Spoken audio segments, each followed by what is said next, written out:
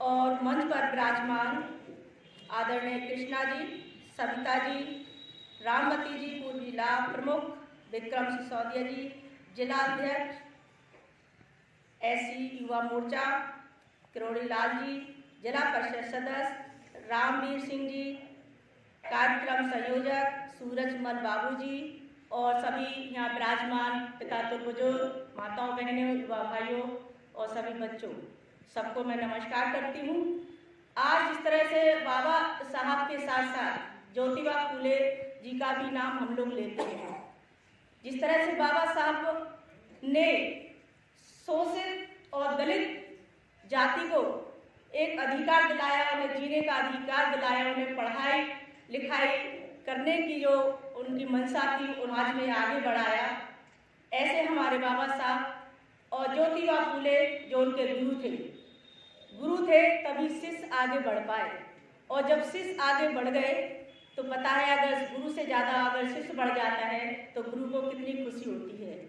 जिस तरह बाबा ज्योतिबा फूले ने भी दलितों को आगे बढ़ाने का जो प्रण किया, पहले उस समय में किसी महिलाओं ज्योतिबा फूले जी ने अपनी पत्नी को पढ़ाना स्वीकार किया। उनकी बचपन में शादी हुई थी, लेकिन उन्होंने भी उन्हें दुख छिप के कैसे भी अपनी पत्नी को आगे बढ़ाया।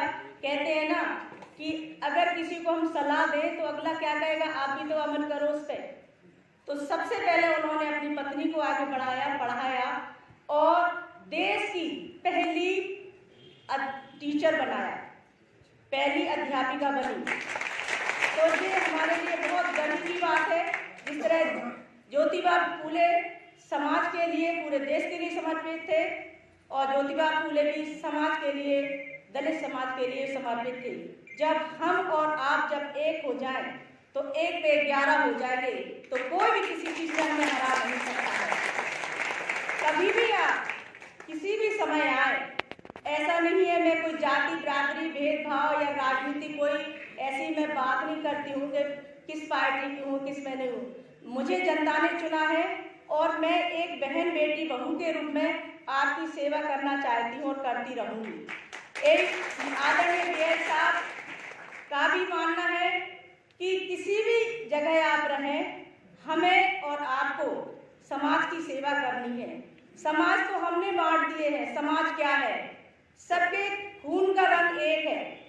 हमने बांट दिया। अगर कोई जूता सिलता है तो उसका नाम अलग दे दिया, कोई किसानी करता उसका नाम अलग दे दिया, जो पोथी पत्रे पढ़ते हैं उनको ब्राह्मण का नाम दे दिया। ये किसने किया? ईश्वर ने जब हमें जन्म दिया तो हम कैसे आए? निवस्त्र आए, और जब जाते हैं तब भी निवस्त्र जाते हैं। कोई ना पहन के आता है ना पहन ओढ़ के जाता है। तो हमने भेदभाव की है। तो हमारी मंशा होनी चाहिए हर व्यक्ति की कि हम समाज में आए, कुछ अच्छा करें, किसी के लिए अच्छा करें। अगर मैं तो ये भी कहती हूँ जब भी जन सुनवाई मंगलवार को होती है कि भाई अगर आप मेरे पास दुखी होते, कई महिला आज भी आई हैं बहुत रोती गाते हुए कि एक अधिकारी है मुझे बहुत तंग कर रही है महिला, लेकिन महिला और पुरुषों को दोनों को तंग कर रखा है। मतलब इसी रोते हुए आए तो भाई मैंने 2-3 महीने से आप कहाँ थे? आपके लिए हम बैठे हैं, आप आओ हमारे पास, मैं आपकी मदद करूं। या और मैं ऐसे नहीं कोई नेता की तरह नहीं मिलती, आप कभी भी पधारें हमारे पास। एक बहन बेटी बहू के रूप में जो घर में आपको सम्मान मिलता है बैठने उठने का, वही सम्मान मेरे कार्यालय पे भी आपको मिलेगा। आप ये ना सोचें कि किसी को कहते हैं किसी के कंधे पर रख के बंदूक चलाओ। अरे अपने कंधे मजबूत हैं, हम खुद जाएंगे मैडम से मिलने। ऐसा नहीं है पड़ोसी को सिफारिश करेंगे अरे तेरी जान पहचान है तू चल पहले। ऐसा अब वो नेता नहीं रहे, जो रहे तो रहे, वो उसकी बात नहीं कर रही हूँ, मैं तो अपनी बात कर रही हूँ कि मैं जैसे मेरे विचार हैं, हमारे साथ के जो विचार हैं कि आपको जनता ने चुना है, जनता ने आपको सेवक बनाया है, सेवक के रूप में हमें खरा उतरना, उनके मन में उतरना है। और कभी भी आप ये ना सोचें कि मैडम के पास जैसे रामवती जी भी है, अब ये हमारी हो गई, अब ये कहेंगे आप तो अब हम आपके हो गए। जब हमसे दूरी कहाँ थी जो हम आपके हो गए? हम तो हमेशा तब भी थे और अब भी हैं। ये पार्टियों में नहीं पढ़ना है, हमें अपने इंसानियत के नाते, समाज के नाते और सामाजिक तौर पे हमें आपस में मिलना चाहिए। कोई भेदभाव हमें नहीं करना है कभी भी। मैंने किसी के माथे पे लिखा है कोई पार्टी का नाम, मेरे पास जो दुखी आ जाता है, परेशान आ जाता है, बस मेरा मकसद होता है कि उसकी मदद कैसे की। गलती इंसान से ही होती है और इंसान ही सुधारता है। तो मैं कहती भाई अगर उसने बाकी में जानबूझ के गलतियाँ हो गई है तो प्रशासन से मैं कहती भाई एक बार मौका दो उसे, ज़्यादा सजा नहीं देकर थोड़ा रियायत कर दो, कम से कम उसे सुधरने का मौका तो मिले, कुछ तो करे वो बाहर निकल के। तो ऐसा है अगर हम बच्चे को भी, अगर कोई बच्चा गलती कर देता है तो हम उसे भी थोड़ा सा डांट समझा देते, बेटा अब देख अब नहीं करना, अगर दोबारा करेगा तो ये घर से बाहर निकाल देंगे। एक बच्चा जिद्दी होता है, वो कहता अच्छा ठीक है निकाल देना, लेकिन उसे पता नहीं है कहाँ रहेगा क्या पिएगा।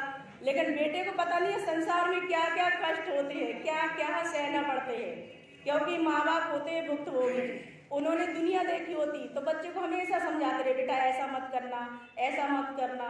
लेकिन वही हमारे समाज में जितने भाई बंधु हैं, मैं कहती हूँ अगर कोई गलती जानबूझ के ना, वैसे तो करते नहीं है, अगर हो भी जाती है तो कोई बात नहीं, कभी भी मेरे लायक आप कोई सेवा हो, कोई भी काम हो, और अगर एक व्यक्ति की मैंने मदद करती और वो खुश हो गया तो ये बात मेरे पास माला जरूर ले आता है वो कि मैडम बहुत बहुत धन्यवाद, ज़्यादा मिठाई का डब्बा नहीं जाएगा, मैडम हम लोग मिठाई करवाने चल रहे हैं हमारे